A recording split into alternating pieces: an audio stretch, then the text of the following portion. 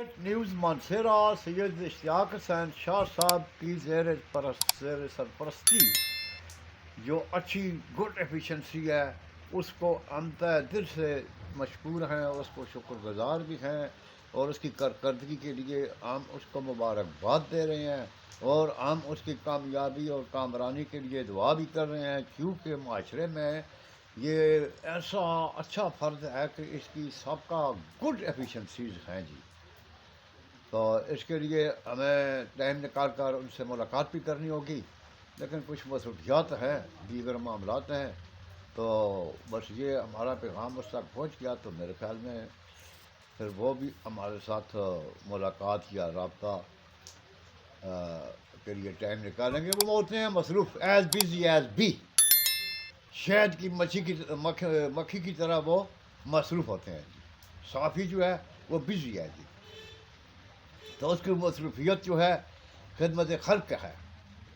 और साहब बड़ी बावसोक उम्मीद है कि ये चैनल मानसरे के मसाइल ना उजागर करके बल्कि ना उजागर कर सी बल्कि उसका अमली तौर पर असबाती हल भी कर सी।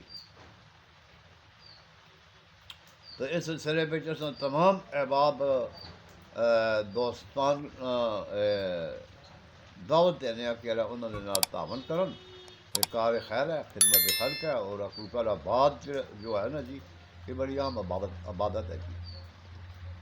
अस्सलाम वालेकुम जी मैं हाजी मोहम्मद इब्राहिम मुगल बोल रहा।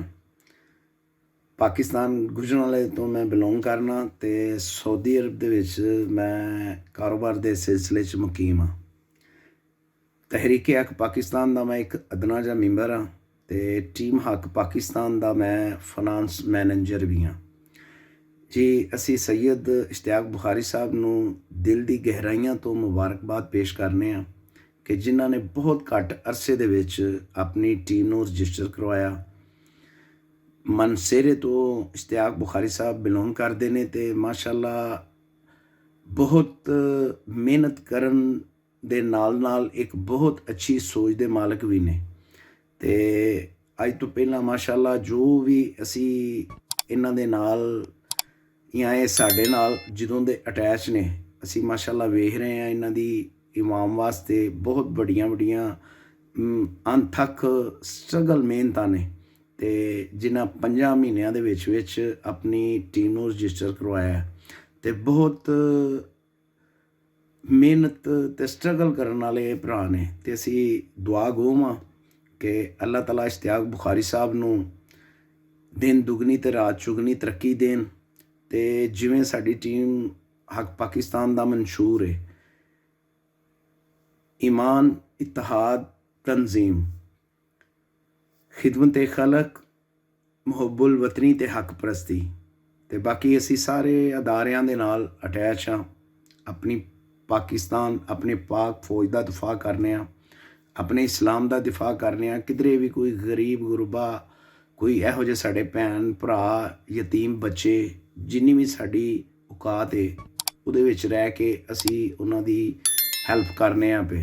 ते इस तरीके दे नाल ही इश्तियाक बुखारी साहब ने माशाअल्लाह बहुत अच्छा इन्हां दा किरदार है। ते असी सानू बड़ी खुशी हुई है कि इश्तियाक बुखारी जैसे जर्नलिस्ट जिहड़े एक सहाफत नाम नहीं उन्हां ते अमल करते ने पे, गरीबां दी आवाज़ बनते ने पे, गरीबां दे हक च बोलते ने पे, साडे मैंबर ने ते साडे भरा ने जी। असी फिर एक बारी इश्तियाक बुखारी साहब तुहानू टीम हक की तरफों, तहरीक हक पाकिस्तान की तरफों, टीम हक वैलफेयर ट्रस्ट की तरफों बहुत बहुत मुबारक पेश करने ते दुआ करने कि जिमें अज तो पहला तुसी ये जो तुसी मेहनत करके अज तुहानू 5 महीनों च रिजल्ट मिले इत्थों तक पहुँचे हो।